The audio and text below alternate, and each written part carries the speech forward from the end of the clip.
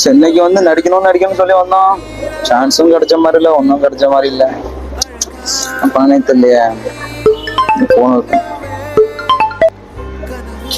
Hello அண்ணே.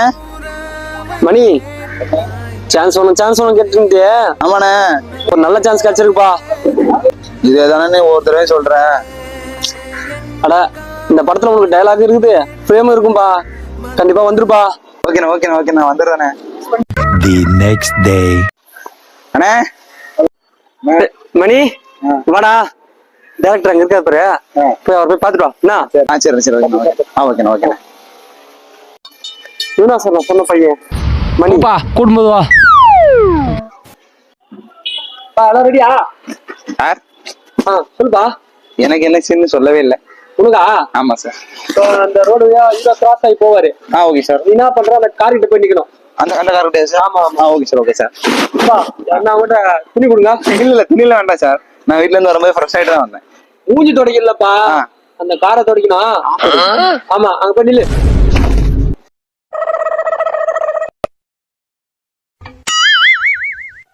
தம்பி sir, hero இப்போ அந்த பக்கம் அந்த ரோடு ஏதாவது நடந்து போவாரு. சரி சார். நீ என்ன பண்ற, அந்த காரை தொடி. ஓகே சரி, ஃப்ரேம்ல மாதிரி தெரியட்டும். தம்பி சார், பின்னாடி நின்று தொடிப்பா. என்ன சார்? திரும்பி நின்று தொலைப்பா. அடுத்து நல்லா தொடைப்பா. ஹீரோ சார், நீங்க இப்ப இந்த காரை கிராஸ் ஆகி அப்படியே போறீங்க, அதான் சீனு. கேமராமேன் அங்க போக்கஸ் வச்சுங்க. ஹீரோ போறாரு. Cut shot. Okay, backup.